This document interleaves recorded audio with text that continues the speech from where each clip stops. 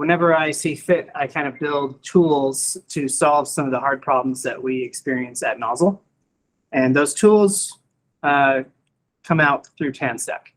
And those are things like TanStack Query, or formerly known as React Query, React Stable, or React Virtual. Great tools, all born out of adversity that we experienced while building our product. One more that I'm going to talk about tonight is TanStack Router, which is a new router that we have been working on for a while. It is kind of the next evolution of React Location, which was my toy router I released a year or two ago. Yeah, so I'm going to talk to you about TanStack Router tonight. I did like an original presentation at JamstackConf about TanStack Router that might go a little more in depth, or be a little more showmanship and whatnot. So you could go and watch that if you want. I would recommend it. It's going to be probably better than this, but way more polished than this. So the first thing I want to talk about is type safety. TypeScript is eating the world. It has been for a while, and I was really scared of it for a really long time. And I knew it was going to be inevitable for me, but I just ran the other direction as long as I could until I could take 6 months and just really learn it and master it. Because I knew once I dove into the TypeScript pool, everything else was going to have to come in with me. And that's a lot for me, because it means rewriting countless libraries and a massive code base at Nozzle and writing everything new in TypeScript. So it was a big investment for me, because I'm an all-in type of a person. Type safety with routing is kind of weird. So when you look at links, doesn't matter what router, what framework, links like this are kind of interesting, because we start handling state in the URL, and we do that with search params more often than not. And if you were to look at the search parameters like age and true, just by looking at this string, this is something you would type in your app, you don't really know if that's allowed. You don't know if age is something you can sort by, and you don't know if filter by can use true. Probably not. But the answer is that you're not going to see these little red squigglies that I have here, because this is just a string. And as far as we know it today, at least in far corners of very small packages that I found, type safety and routing just doesn't really exist to this day. And that goes even for just normal navigation. So this page going to the next page, if you have some employee or colleague come in and switch that page to a different path, or change the file name, all the links are going to break for that page change in your app. You're not going to know about where those links are until your users find them. And they're like, hey, this link doesn't work. And you're like, oh, we wrote the redirect, but that link is kind of just broken, right? So you're losing some of the fidelity of your navigation through your application. So essentially all of these things, and I put loader data and route actions here because that's how most people are thinking about data and routing because of Remix. And those are good things, I believe. It doesn't matter if you're in Solid or Svelte Kit or Next or whatever, whether it's get server-side props. None of these things are type safe, really, because more often than not, they require you to typecast. Typecasting comes in many different flavors, whether that's passing a manual generic type, or saying as something, or just writing some type assertion. You have to do those things to get full type safety with your routing experience. The next thing I want to talk about is state inside of links. So switching gears here a little bit, when we generate links inside of our applications, we're not just generating, a nested hierarchy of what we want to render. We're also passing through state, and maybe you don't pass through state, but you should, because links are ultimately the original form of state. They are shareable, bookmarkable, they have great history support everywhere you go, command clickable. They're really great for sharing state across, all of the web. But we're faced with a challenge now where we have to take the state of our application and transform it into this pattern. We have nested paths. Maybe we have some dynamic parameters in our paths, and then we have search parameters or query parameters. Can't really decide on what to call those. So it's kind of bugs. Next.js and React Router are up till this point were like my favorite tools for dealing with this, and this was kind of how I managed custom state in these. In fact, one of these was provided to me by Kent, which I still use in a lot of my remix sites. But basically, you're tacking on some previous version of your query strings into an object, and then you're changing what you need to change, and the link that gets generated should mostly be great. And this works for really simple use cases. Like I said, I'm using this in my remix sites and in Nozzle's marketing site. We're doing this in Next.js as well. But the problem with this format is that it kind of assumes that you're using very few search parameters, and that you're just working with flat key values, and that basically everything is a string or will become a string even if you don't want it to. So anything you put into URL search params is basically going to become a string. In my opinion, this was kind of what gave me the feeling of like the unpolished developer experience when it came to writing applications. It was pretty good if we're talking about sites, but when it came to apps, this was uncomfortable because the reality is way bigger. When it comes to applications, I don't know about you guys, but when you start putting state into the URL, it kind of starts to resemble the state that you normally keep in things like use state or server state. It gets big, it gets nested, scoped. It's basically JSON. So and as soon as you start dealing with this type of stuff, you end up with this. And this hasn't even been run through the escaping for the URL. Like none of the quotes or like any of that fun stuff would be even legible in the URL. So it gets pretty crazy to put this stuff into query strings. And then to be able to read it out and kind of work with it as you would a lot of other state management systems that are out there. The expectations are high for state management.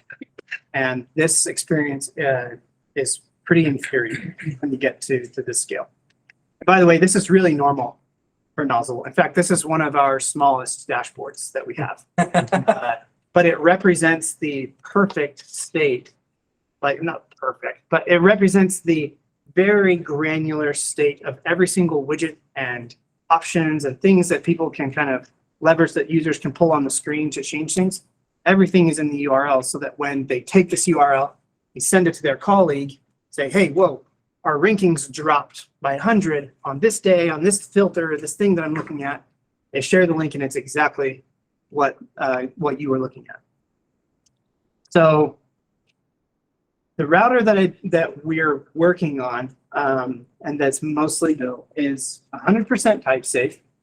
And we focused on search parameter APIs being very first class.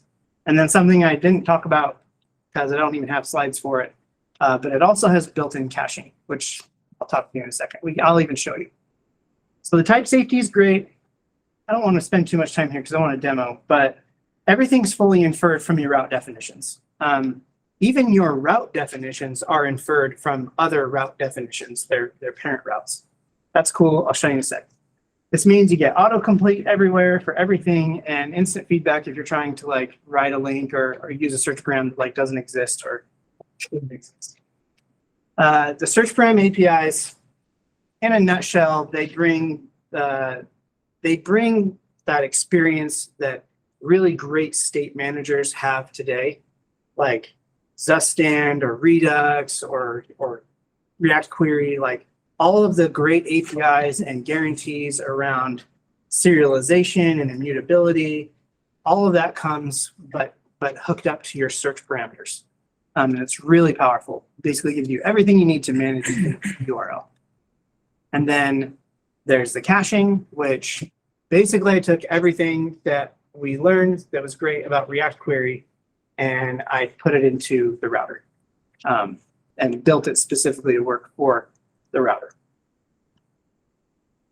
We're trying to build it framework agnostic, and so far it's working out great, because what this means is we have this core that has all of the core logic and a bulk of the library, and then we should write these little adapters around it that let you use it in whatever framework you want. And those adapters basically come down to types, and then if you're in React, it's hooks, and if you're in Svelte, it's some, components and hooks there and functions. So it's really cool. Basically, React is the first one that I'm working on, because Nozzel's written in React for now, and that's what I want to work on really quick. Preact will be easy to do after that. Solid is going to be even easier, and I'll tell you why maybe at the end of this. So this is where you can download and install it if you want to try it out. And yes, it is beta. I will tell you right now, there are no docs. There's very little docs. Mostly because there have been a few things that have been in flux, but it's fully typed, so you can introspect the API pretty easily. And the examples are really fleshed out really well, so you can kind of use those. And this is where you can go to look at further marketing material if you were inclined to do so. So now I want to demo. Okay, so I'm running this little basic example here. I'm trying to crank this to make sense. So this is one of my favorite examples. You start off with a home page, you've got a posts link, and then you have a list of posts, and you click on it and you get the post. This is really kind of the bare minimum to illustrate data loading and caching, and then some type safety with all of the links that we're gonna generate. So the way the app works is you click on posts, you get some posts, you click on a post, you get the post. That's it. And we navigate between posts. I want to illustrate something here too, that if we load into this, there is a little bit of a delay between click and load, and that's fine. But we are doing some prefetching where if I hover over it and then click it, it's instant. And this is all really easy to do pretty much with most other routers. But one thing that is nice about TanStack Router is that if we go back to previous pages that we've already loaded, they are still cached with all of the same heuristics that you would get from React queries. So they're based on a stale while revalidate. They're considered immediately stale. They're loaded immediately into the route, but fetched in the background. So it's a lot of the same experience you get from React Query, and all the APIs there are there to invalidate specific route caches and invalidate the entire router. It's really cool. And then you can see the prefetching as I hover over these. If we get on there for at least 60 milliseconds, it'll prefetch. Everything's customizable. It's really great. So this is the basic example. Normally, you wouldn't put all of this in a single file, but right now it's in this one file to kind of illustrate how things come together. So the one thing that I did have to type was this post, the post type, because I'm getting it from the JSON placeholder API. REST is not safe, so I'm lying a little bit about the data that I'm getting here. The first thing you want to do is create your root route. This is basically the wrapper of your entire application. So you call create route config, and inside of your config, you want to pass the component you're going to use to render your root route. This doesn't accept a path because there is no path for the root. It's basically just the wrapper, but you can pass things like loaders and actions, and you can also configure search parameters that are going to be global for your entire application. But for the most part, it's usually just a component. So we have kind of that wrapper link menu with the home and the posts. Links have things like active props and active options. And this is where you can do things like exact true, or you can include the hash if you want to match on the hash as well. And what's nice about this is if you come to this, if we type in Tanner, we're going to get an error. And it says, hey, /Tanner is not a valid route path. Here are the valid route paths, /post, like all this stuff. And then if we hit /, we're going to get our available options. And Tanner, yeah, where do those options come from?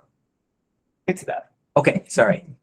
That's a great question, and it's one that I get them excited about because if you'll notice, this link is just coming from like the regular import, which it took a long time to get to this API and have it work so magically.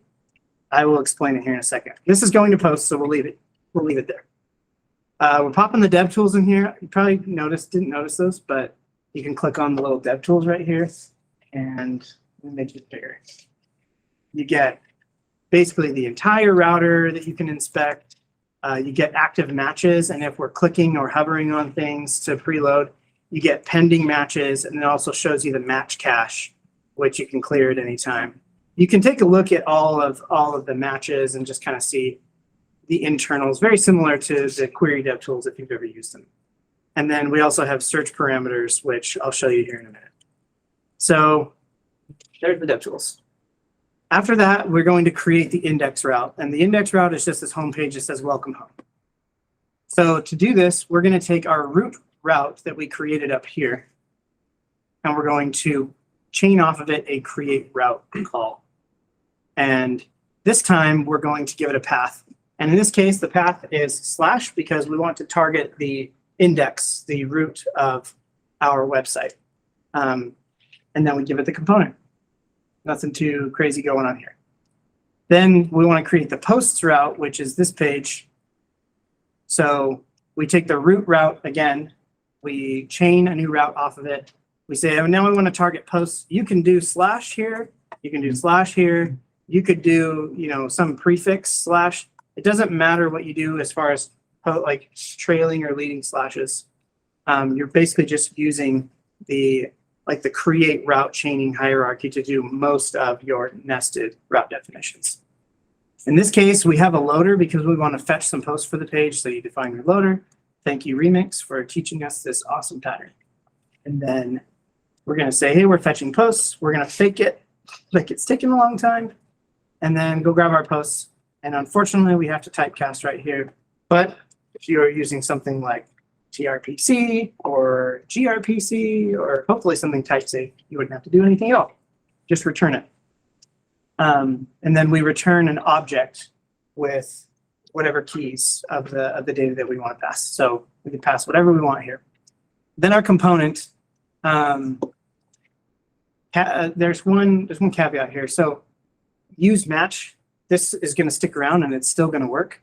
But in the future, this is going to turn into something more like use loader data, kind of what everybody's been used to with Remix and SvelteKit, or not SvelteKit, Solid Start. So you'll just have one single hook to kind of get at your loader data. You won't have to do it this way. But what we do here is you use match, and normally you would just do this if you were in another router or another system, right? And it's because it relies on context. It's saying, give me the nearest match and give me the data. But it's really hard to achieve type safety that way because types don't know about React context and runtime context. So in this case, you have to pass an ID. And this could actually just be a string if you wanted. So we could say, hey, I'm expecting to render the posts page here, and we'll get that data here. But I like to use this little approach where you take the post route and just reference the ID. That way, if you change the path, it changes with you. It's really cool. And then this link right here is an interesting link. This link component is the same as the other top-level link component, but it supports relative URLs, relative from our match that we're hitting right here. Nothing too crazy going on here. We are looping over the posts, creating a link. We have some params here. So this is interesting. This link, instead of linking to like an absolute path, which we could do, I actually prefer absolute paths, but I know a lot of people use relative paths for a lot of things. I have some of them. But in this case, I wanted to route specifically to the individual post route ID. So I'm passing that here, and this is what's cool here is if we take these params away, this link is now saying, hey, the property params is missing when you're going to this route, because it knows that that route has some parameters that you have defined that need to be there. Parameters, at least in this version, are required. If you have set them, then they are required. So it says, okay, let's add params. And then it's an object, and it's going to say, oh, hey, you need the post ID param. So we do this, we hit 2, and it's going to error because by default, params are strings. But we can actually parse them and stringify them into whatever we wanted, to be honest, into a symbol or a number, or whatever we want. So I'll change that back to a 2, and it's going to pass. But in this case, I just want to use the post ID that is a string. So it works out. You can also do things like take the previous search params and like alter them. So you could do like, you'd say, hey, this would be crazy. Take the previous post ID and add 1 to it, and then turn it into a string or whatever. You know, that would be kind of weird, but you could do that. I think I got that. Yeah. So you actually, everything that you can pass, you can actually use a reducer. So it gives you the previous version, passing it into the next one. Gets really handy with state. So that's kind of how params work, the basic parameters work. Coming down here a little more, now we have our post index route. This is just if we click on posts, and it's nested routing, just like the new Next.js layouts or Remix or React Router. It has nested routes. So this select a post is coming from the index of our posts route. So we target the index of our post route, we pass the component, we're done. Then the individual post route, we chain off of the same posts route up here. And this one, we're prefixing with post and then post ID. So we click here, we're getting posts, post 3. We don't need to do that. We could change it to just be post ID. Like, oh no, what were you doing? And now it's just post 1. I think, can I zoom in like that? Yeah. So that's kind of the prefixing there. This has a loader as well. Nothing new that we haven't seen. We're just returning post this time. What's really cool here is that loaders are actually composed together. So you also have access to posts here, which is the parent data.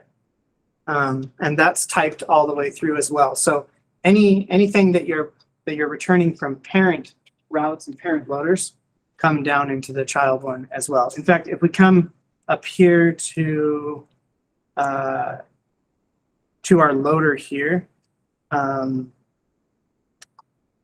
actually, no, I took that out. Never mind. Disregard.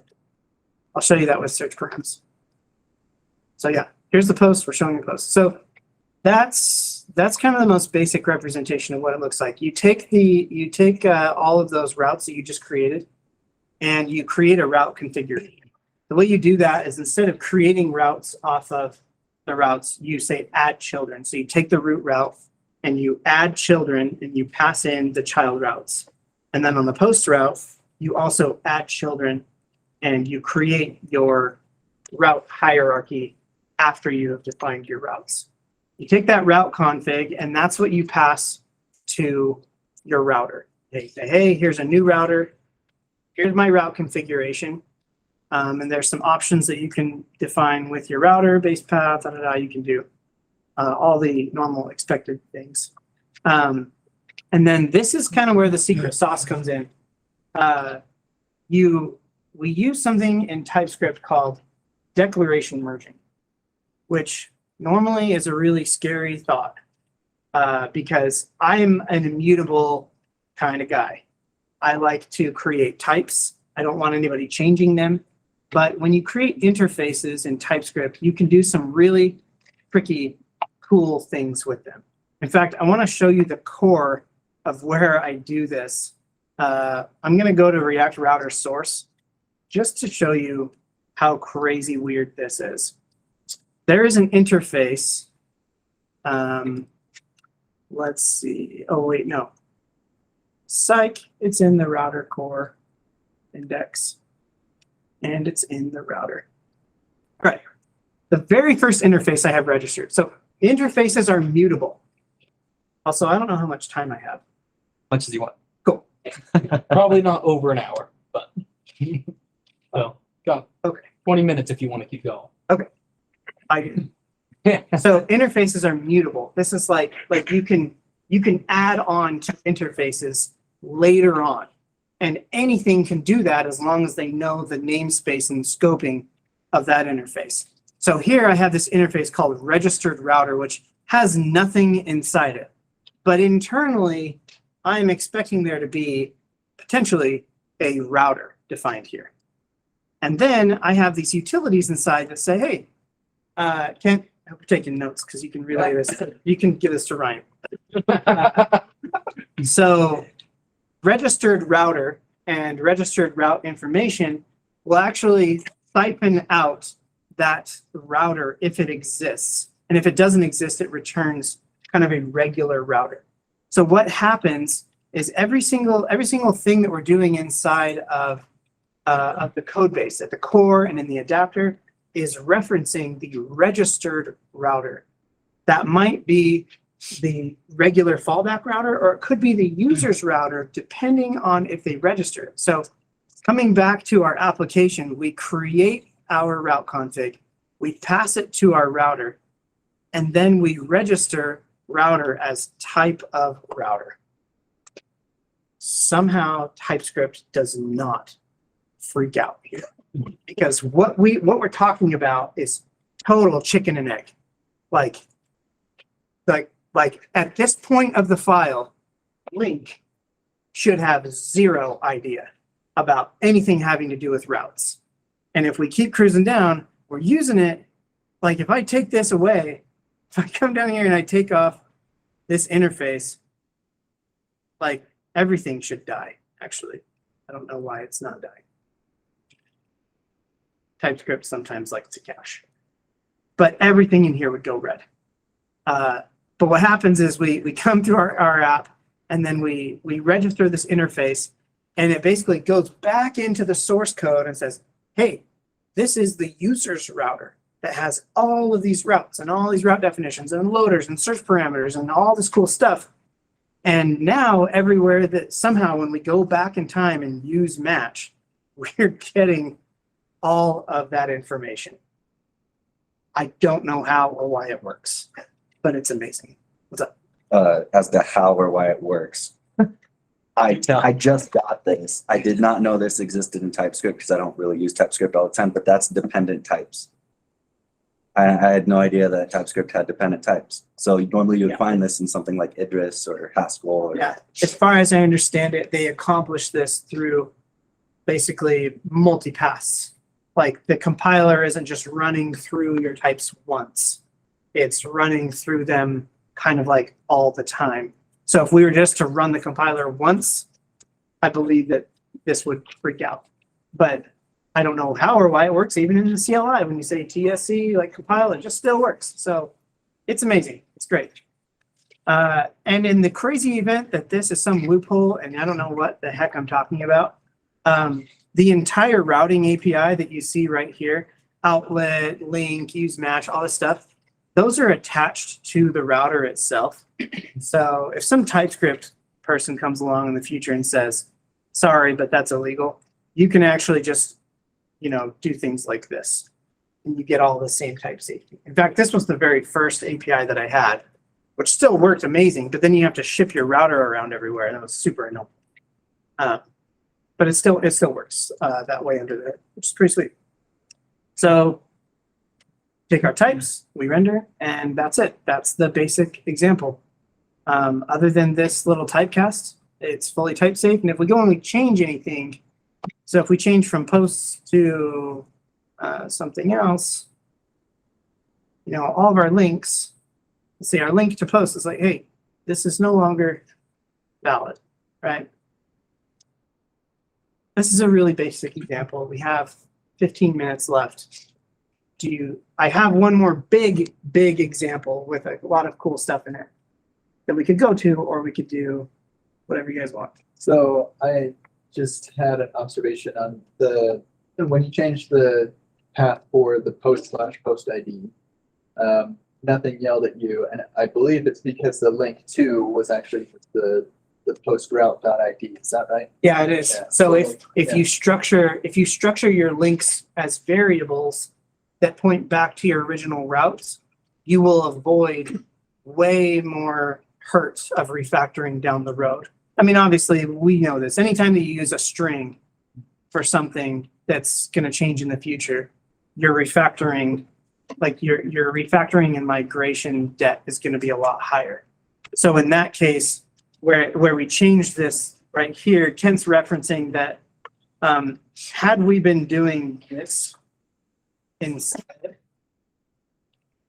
we would have gotten an error here. But because we were referencing the original route's ID, like our posts route variable stayed the same. And if we wanted to, we could come here and be like, hey, we changed this to something, you know, we should probably rename this as well. So let's rename this to something route. Well, now everything just kind of syncs up again. So something, right? So it can save you a lot of maintenance burden as well. And by the way, everywhere that you would expect rename symbol and click-throughs on loader data or actions or whatever, that all just works. If you satisfy TypeScript, all that just kind of comes with it. Okay, now I want to show you the kitchen sink, which again is a single file. I will show you multi-file stuff here in a second.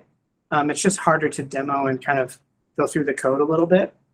So this is the kitchen sink. Let me pull it up here really quick. Kitchen sink, single file. I am single file, I think. Single file. Okay. Wow. All right. So this is the kitchen sink. Loaded up, says, hey, you have a new invoice. This is a deep link into dashboard/invoices/3.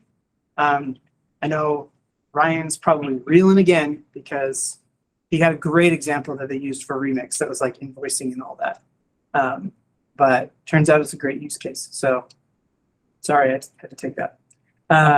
This new invoice here, when we hover over this, it's fetching that individual invoice. So when we click, it's instant, even though it's kind of squished.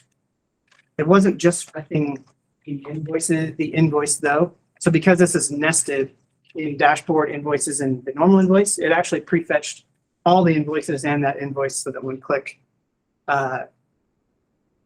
it opens everything up just perfectly. So all this has prefetching on it. We have this summary page here, a list of invoices that you can kind of move around to. There's a users list, which is where we're going to show off some of the search parameter stuff. So I can never remember how to describe this, which is why I wrote it down.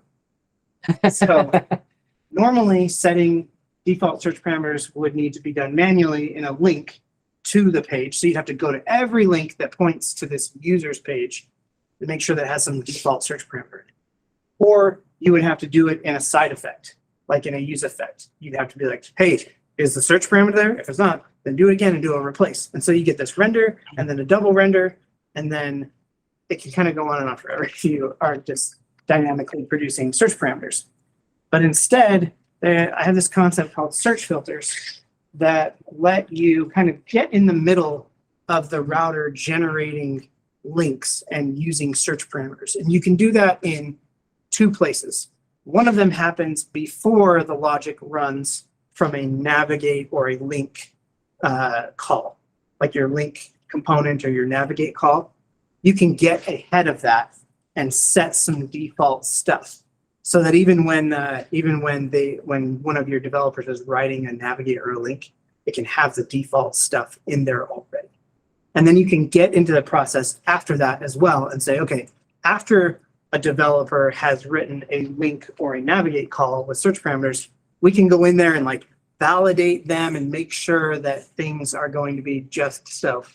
And then another use case you can do is you can actually persist search parameters going from page to page without having to manually do that in every link that you write. So if we come up here and sort by, so the default right here is users view, and there's nothing there. This is actually open close curly bracket, like JSON. So this is getting stringified there. And I'll show you where that's happening. This is users view. So right here in this pre-search filter, we're saying, hey, just make sure that there's a users view here instead, and anything coming from the previous search, I want you to bring in as well.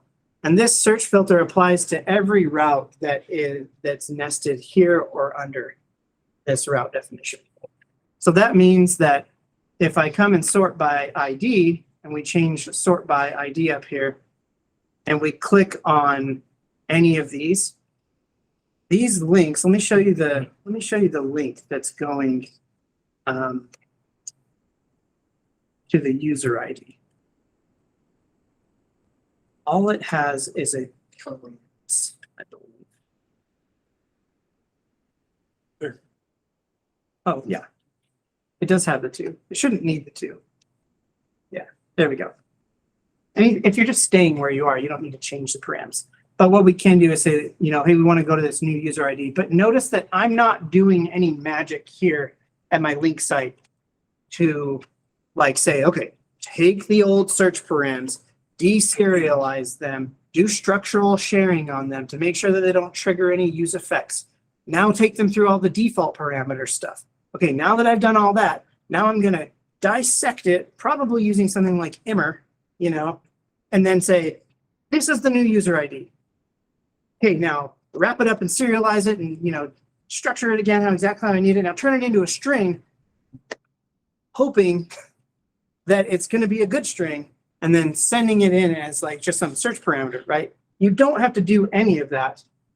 You can just change just the things that you need to change. And under the hood, our search filter up here, pre-search filter, is going to say, you know what? Just take whatever the previous user's view stuff was and put it onto the new user's view.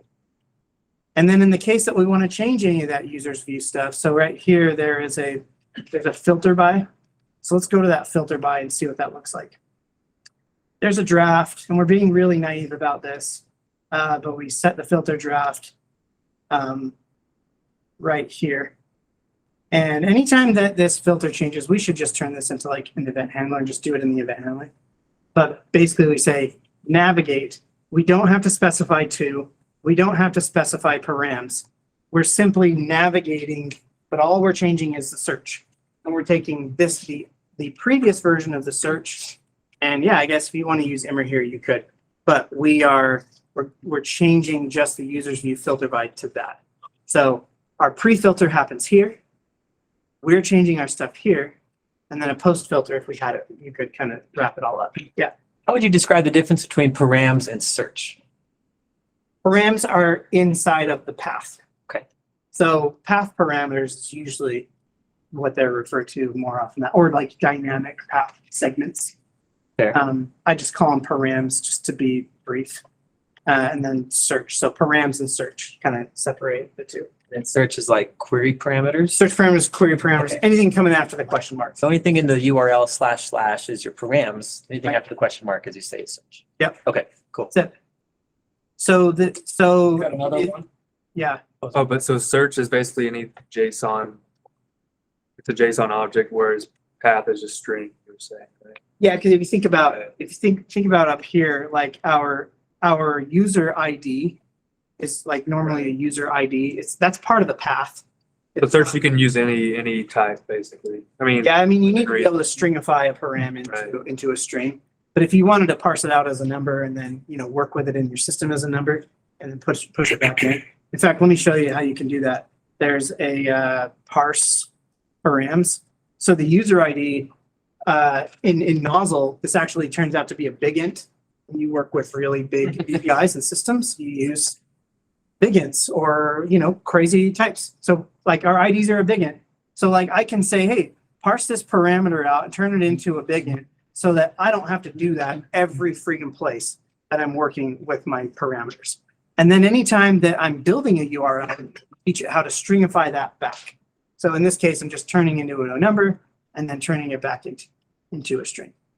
So everywhere inside of here that I'm using user ID, it's going to expect a string. And if I were to try and pass 2, it's going to be like, no, you can't do that because this needs to be a number.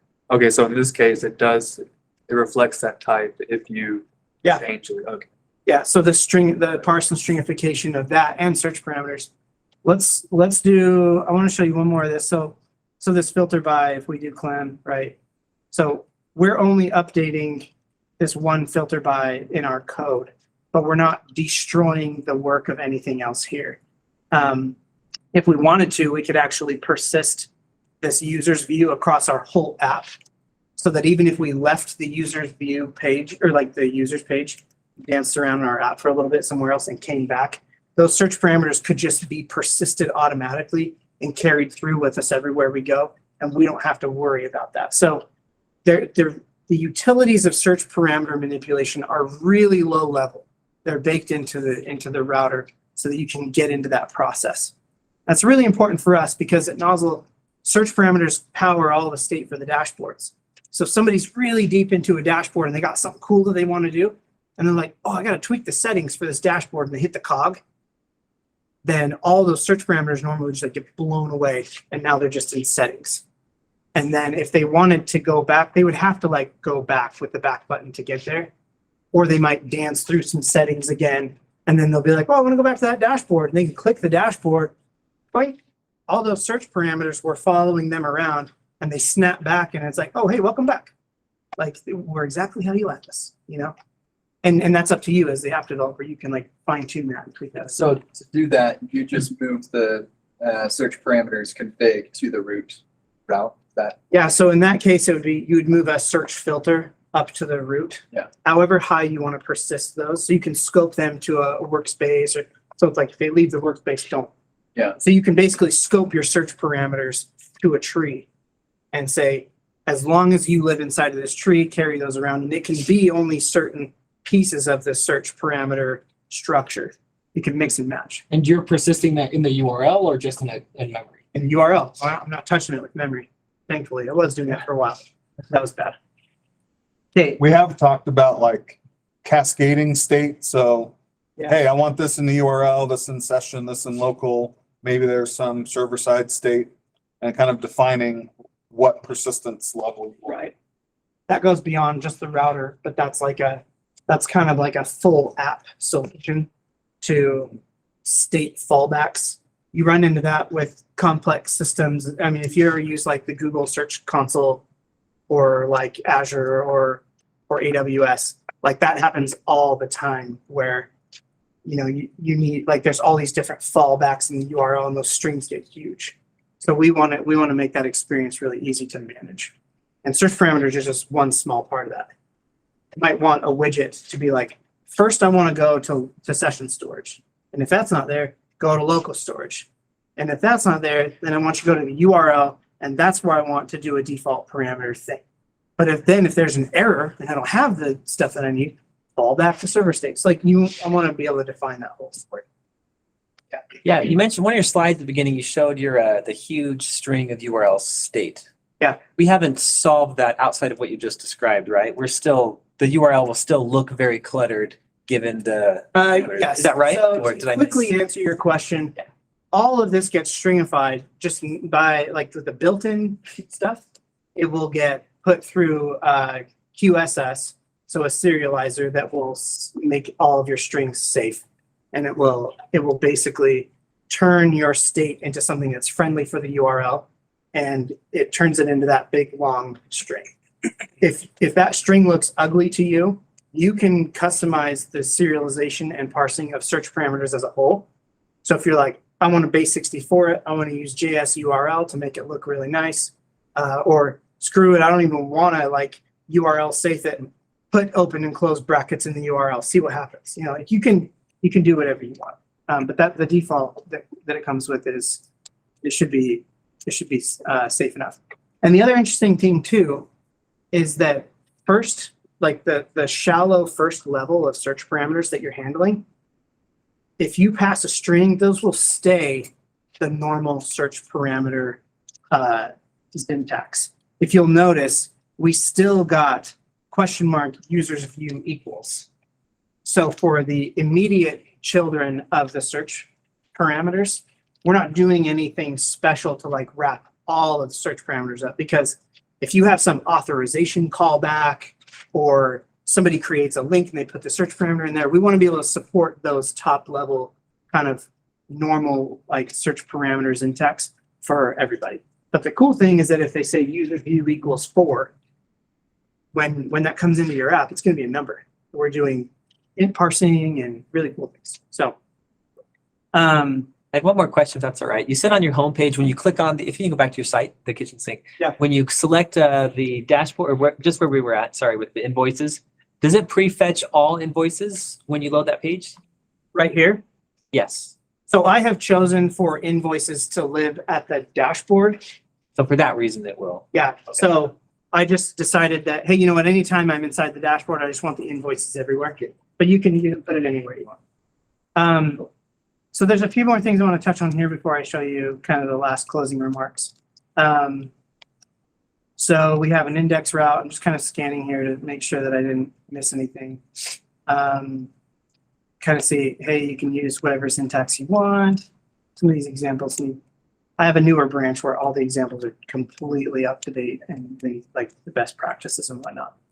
Component, route link, dashboard index route, invoices. Oh, I was going to show you validate search. Okay. So that original question, like, can you filter by age? Can you sort by true or whatever, right? So this solves that problem. This is using a Zod compatible. Zod is a validation library, but essentially what happens is you get the search parameter object parsed and everything ready to go. But it's set as a record of string unknown because we have no idea what the heck search parameter is beyond that. And then it's your job to validate and also potentially parse it if you wanted to continue to do more parsing and transform. So in this case, I'm using Zod, which is really just a way to do this, where I take search, and then you create your Zod schema, and then you do parse search. So what this means is I'm saying, hey, Zod, right here, I'm expecting search to be an object, naturally. And then I'm expecting show notes to be a Boolean that's optionally there. And then I'm expecting notes to be a string that's also optional. And running it through here. And what's cool is we're still in the route definition here. We haven't even gotten into our code yet, but we can already consume those typed search parameters inside of our loader and anywhere else, and inside of any child route as well. So if we were to make a new route underneath this invoice route, so let's just do this, const invoice or stuff. Equals invoice route, create route. We'll just do this more stuff. Loader, search.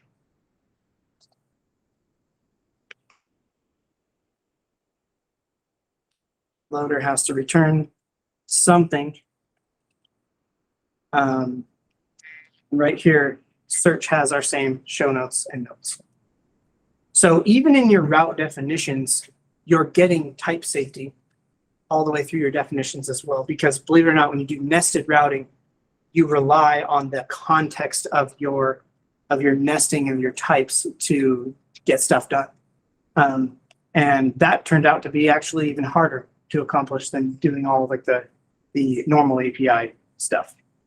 So that's fun. So let me talk about the validate search. What happens here is you can validate the search object, and if you find something that you aren't expecting, you can throw an error, and that error is going to get handled just like all the other errors that you could throw in your component or your loader.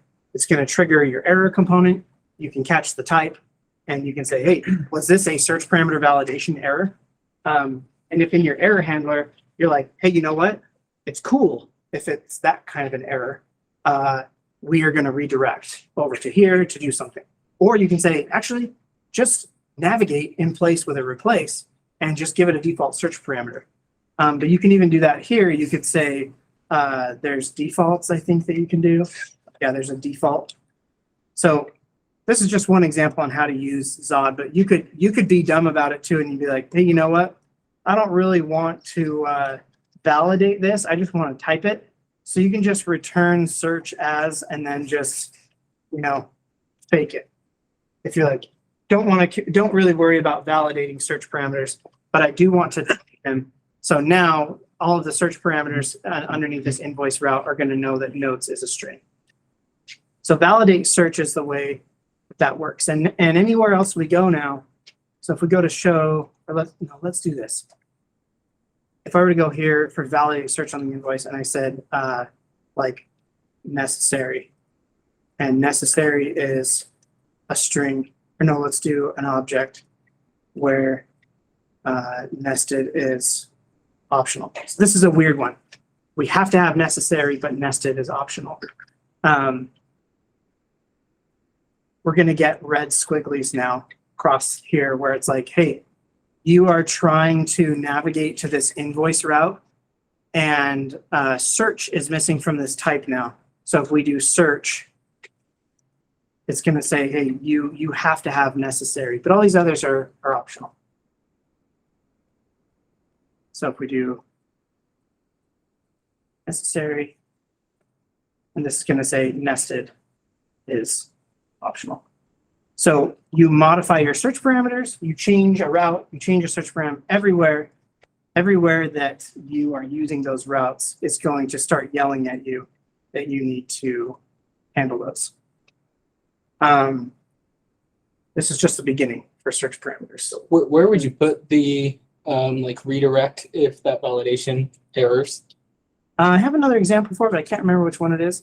But there's so there's an error component, which is what gets rendered. If you ever used Remix or React Router, they similar to that. And you can catch stuff there and like render things. But if you actually wanted to like do something before it even renders, like catch it in a more raw state, there's an onload error. And that's going to be handling other hooks as well. So there's a before load hook, which you can use to you can actually validate authentication and permissions so that loaders don't even run at all, even when things are trying to be fetched in parallel or navigated to. You can do kind of like, hey, this is how you can say if you're allowed to go there or not. All these checks and errors and everything kind of get all funneled back to onload error, where you check your error there. So if you wanted to just do something programmatic, you could do it there. If you wanted to render like a, hey, it looks like you have a bad link and you're missing the user ID, like you could render that in the error component. So that validate search is going to call the onload on it. Yeah, like if throws. this fails, it's going to throw, and then you handle all your errors kind of there. Yep. There's actions. That's kind of what I've been working on right now. So they're not ready to demo, but they're actually more similar to something like solid starts actions, but they started as kind of like a remix homage, but obviously in the client. So they're just promise based. So we'll kind of see how that pans out. It'll be something in the middle. And Tanner? Yeah. Are you planning on revalidating loaders and actions are complete? Yeah, so the reason that actions are tied to the routes themselves is because they define invalidation strategies. So you can invalidate, manually, like you would with React Query or something. You can invalidate a route anytime that you want to have it retrigger because it is cached. So you have to worry about invalidation now. But with this, we can actually say actions will invalidate anything from their route down. You can save a little bit of loading off the top. But yeah, it's along those same lines. And if I wanted to revalidate the whole page, that'd be pretty easy. Yeah, you can just call like router invalidate route without anything at all. Or you could just do a router.reload and it would invalidate everything. There's also a difference between like, you can actually call router.reload, and if all of your data that you've been caching is still fresh, like it hasn't maxed out on its max age, then it will reload the router, but it won't trigger any loaders because you're still considering that data fresh. So there's some like max age TTL built into like the core of the router itself. So it's not as coarse as that, but you can go to either end. It can be really granular or coarse if you want. Obviously there's replace, so you can do replacement stuff. There's memory router stuff. Okay. Let's go a little more high level, and then we can just chat questions. So high level is I don't want to build a framework. It's a question that I'm getting asked all the time. I don't want to build a framework, but I want a lot of things that frameworks have. So one of those things is, sorry, I know I'm going over. Nope, you're good stuff. Okay. One of those things that frameworks have is file-based routing, which is just really crazy. I wouldn't even call it a trend because it's been around forever, like PHP and stuff, right? But it's a return to like, there are benefits to file-based routing. And everything that I've showed you here has just been like in memory and like on a single file, right? But if we were to go to like the multi file version of that same example that I was just showing you, you'd see something like this where we have just kind of like a hodgepodge of routes folder. The structure of this routes folder means nothing. It's just a way for us to organize our code. So you'll notice that like the router is just importing routes from wherever they happen to exist. We're assembling the router here, and then we're doing our regular stuff. But what's cool is if you look at this code, that's really easy to generate, this router code. You just need to have some heuristics around hierarchy. So while this example does work and everything's manual, like you'll notice that the invoices index, like we're importing the dashboard route from the parent, chaining off of it, and then, you know, at the end of the day, we're composing them all together. Well, turns out you can kind of have file-based routing without becoming a framework. This is an SSR version that should work. I'm not even going to try though, because it's kind of in a broken state. But what happens is we have this utility called TSR, TanStack Router. And with TSR, you can say TSR watch or TSR generate. And we have this TSR config here that says, hey, where are my routes? Where's my route generation directory? Do all the things for me. So as it's watching, it's going to be taking your routes. And in this case, I'm working on both flavors of Next and Remix, mostly Remix because I like it the best. But basically, this is a Remix flavor route layout. This should look very familiar with the underscores. This is a layout route. We have, you know, we have the invoice ID, which is a parameter, which is a path parameter, right? So we're taking all that, and then our TSR utility is watching those routes and generating out all of these awesome versions of it for our use. So one of them is it generates the entire route config. So here's what that actually generated. It imports the route configs from all of our nested routes, reconstructs our routes into a route config, and exports it. This is for the server. If we wanted to use a client-only version, then there's this one where it's importing from .client. And I show you this because it means I'm actually stripping out loaders and actions and a lot of stuff from these bundles. So there are client and server versions that you can use if you want. And that's because technically you can run TanStack Router on the server and only ship down your componentry code and not your loaders and your actions. So it's weird because it's not a framework, but it is a handler for your router. So you're still in charge of a lot of things that have to do with streaming and SSR, runtime and all that. And like, honestly, if you're at that point, you probably should consider using something like Remix or Next. But it doesn't mean that we shouldn't use SSR or support it. We're going to be using it for some things as well. So like this, I want to show you this really quick. So there's, here's the invoices. Or no, it was on dashboard that I was fetching all that stuff. So here's the dashboard route. And the only difference is instead of creating a route, what we're doing is we are automatically given a route config from this generated parent dashboard. We take that route config and we are generating something off of it. It's the same exact API, but it calls .generate. This is the stub for our watcher that's running some really cool Babel transforms and TypeScript, some TypeScript graph stuff. And then it's taking all this and generating it out. So if we look at the dashboard file in the generated version, this is what it looks like. This is the server version, which has the path, the component, which has automatically been lazyified. So code split for us. And then the loader, which has also been code split, but still retains all the type safety. And then there's the client version, which is the same thing, except for we're just saying, yo, it's got a loader. So you're going to want to run that on the server or just handle it somewhere else, right? But it has one. So we generate this for all of these. So here's the root component, the root client, which should be exactly the same. Here's a layout component, which doesn't have a path. It just has an ID because you need to be able to reference,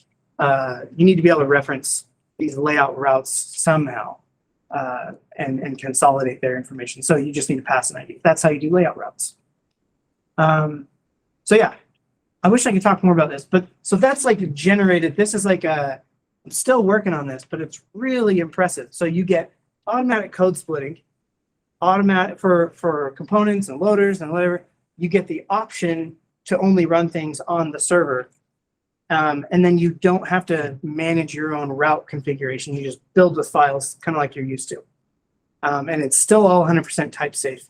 The only difference, and in my opinion, minor difference, is that with TypeScript, normal TypeScript, if you were to build it all yourself, it's as you type. But with this, you have to hit save for it to work. And actually, CD, SSR, kitchen sink, SSR. So we'll just load this up. TSR starts, Vite starts, and then let's go to just our invoices route. So let's see, SSR invoices.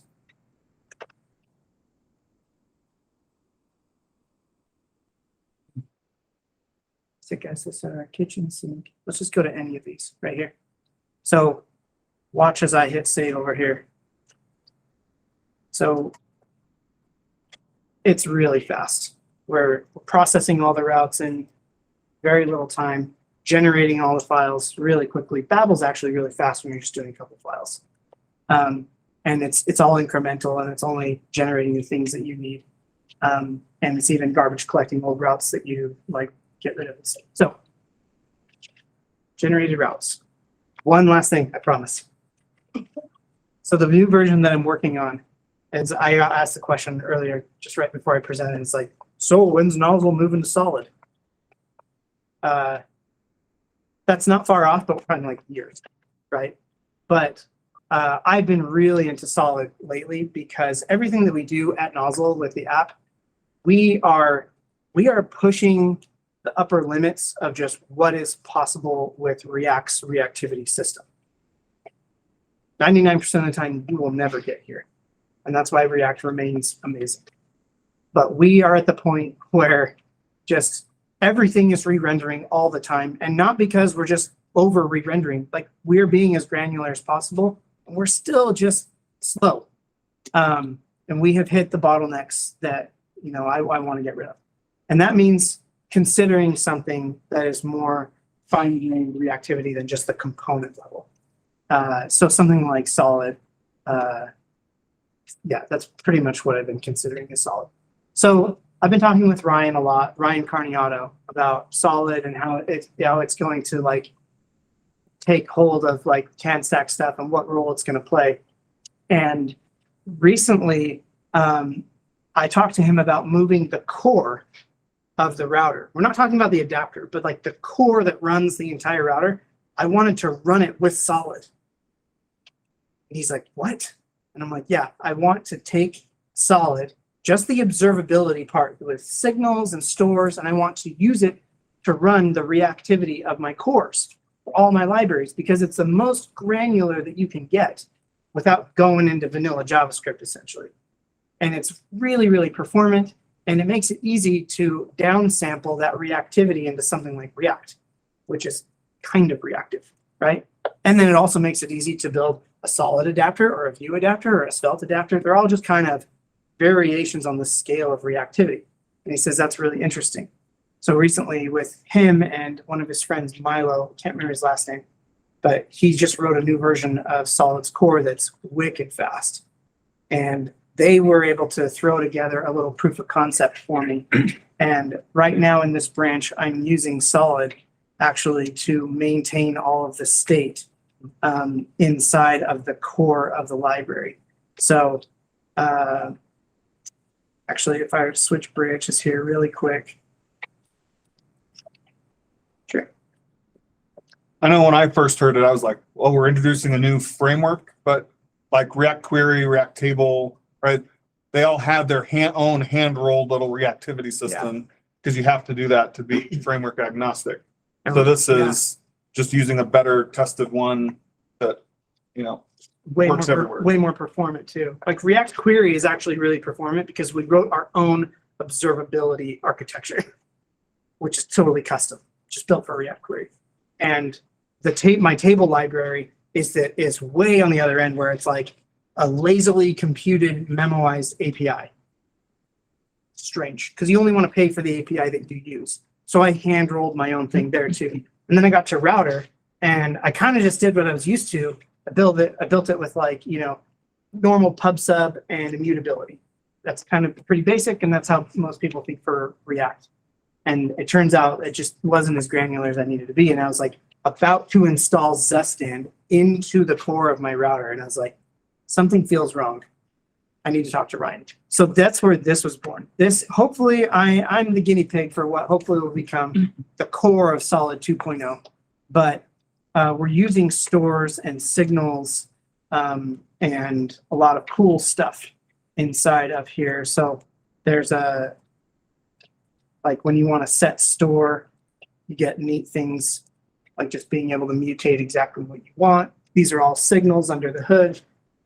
And then at the end of the day, in our React router adapter, we have this little hook, not little, but we have this hook right here that is essentially taking the really fine-grained events and fine-grained reactivity of Solid and dumbing it down into immutability at the component level so that React can ingest it properly.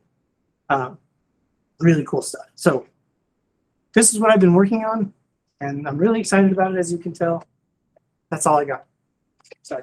We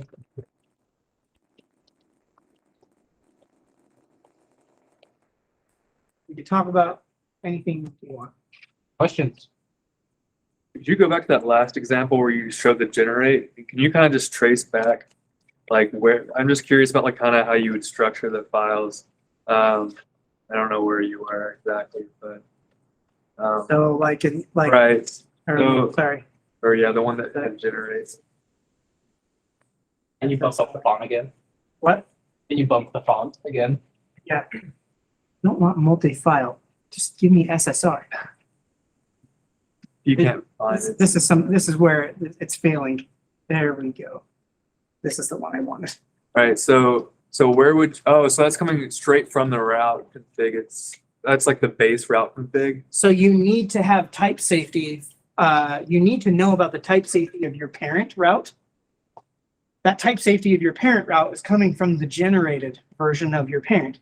So you have to pull in the generated version and then generate. Oh, it's route config from that specific parent. Yeah. So that's basically like dashboard Yeah. route. Are we still running? What? Check this out. So if I come in here to dashboard and I hit new file and I just say test.tsx. I wonder if I broke it. I was dinking around with this earlier. Okay, boom.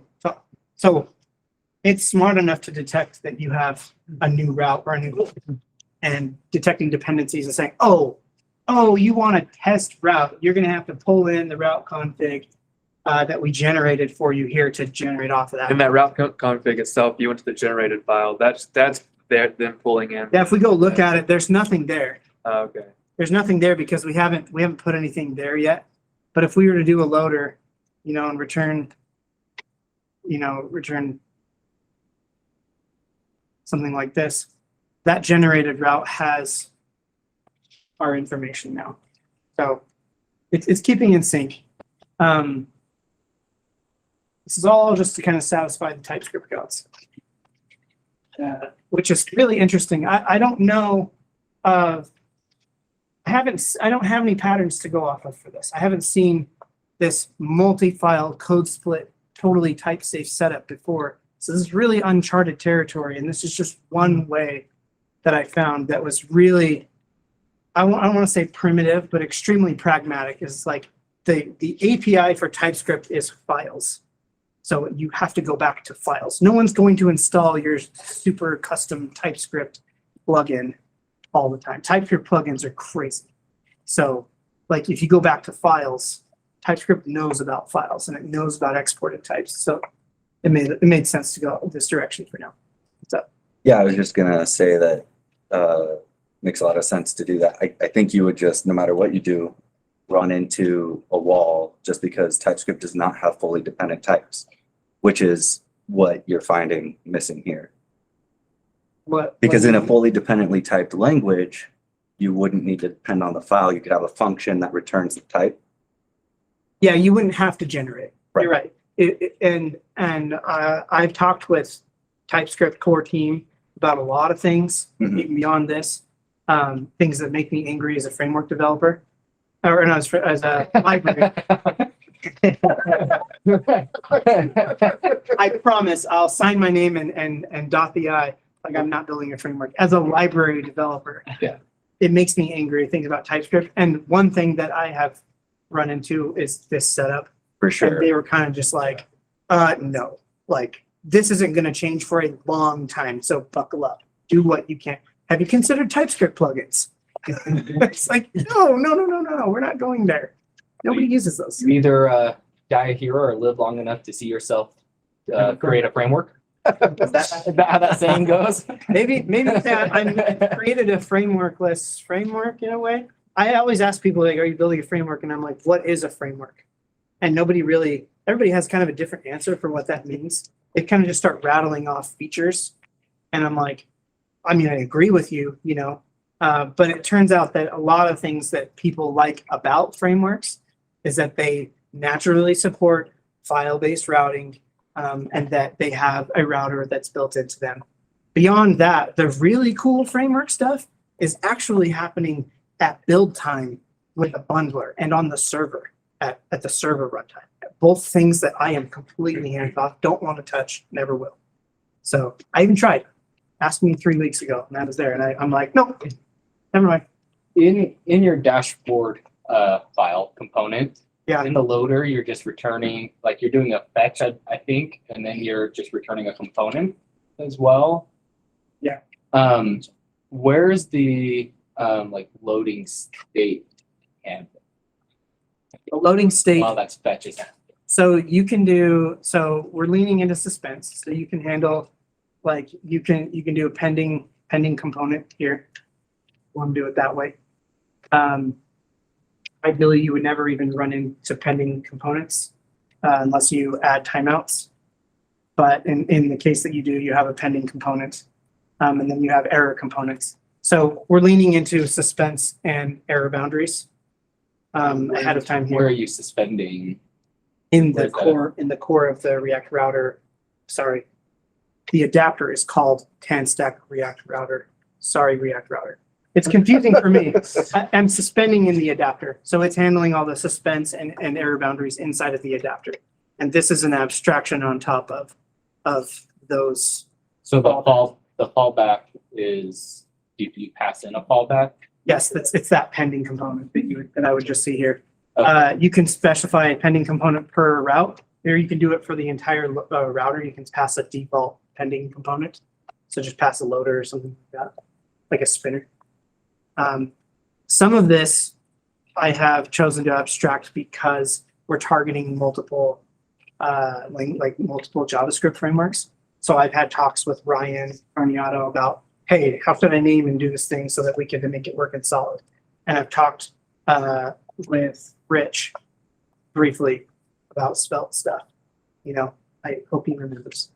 But, yeah, I talked with several bright minds from all the different frameworks on how we can construct this in a way that will hopefully work across the board so you can mind share and just rely on implementation details of the adapters to take care of the framework parts. I've got a sort of unrelated question.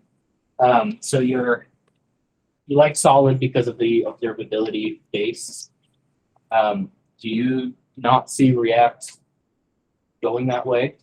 Oh, No. I'm optimistic about React Forget, which is what they're kind of code naming it, which is their fancy way of saying we want to build a compiler that gets rid of gets rid of dependency arrays. Even if you do that and get rid of dependency arrays, that's fantastic. It makes React way better to work with anyway, and it turns it more into I want to opt out of the reactivity system of React instead of you have to opt into everything. But still, the problem is that even inside of that reactivity, the reactivity paradigm for React is rerun these functions and see if anything changed, not we know that something changed when it changed, so we're going to slice and dice and granularly do our updates. So the reactivity system of React is good enough for a lot of use cases. It's encapsulated at the component level, and everything is component driven in React. It just makes a lot of sense. But where I need to get into more fine-grained reactivity, it's hard to do that with React without kind of writing something on top of it that defeats its purpose. So I'm hopeful for React Forget and React Signals. Like they showed that it was possible to do. They even have a thing that like will latch on to React and like mutate, like change the React code ahead of time so that it can support React Signals. It's really cool. I'm optimistic about that space, but at the end of the day, I'm kind of like, well, why wouldn't you just go to the tool that is first class built for that? And Solid's performance is insane. And it still has a lot, it has all of the great things that you think are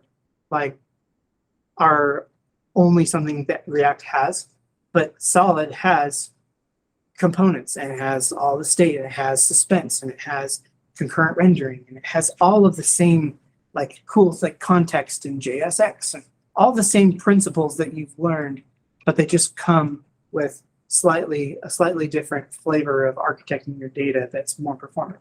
So, And even while doing this, it's the router started with coarse reactivity because that's React. And that's why it's moving to solid state, because you can always downsample, but you can't upsample coarse notifications to a more fine grain. yeah, either you're paying for the downsampling with some conversion code to go down from fine-grained reactivity, but you're not paying for that in performance. You're just paying for that with some compatibility code.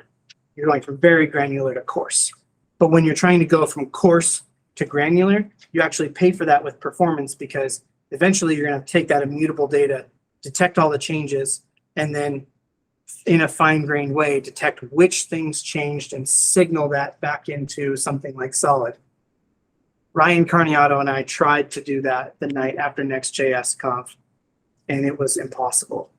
Like we banged our head against the walls for like 3 hours, and we couldn't get anywhere. So this seemed like a better approach.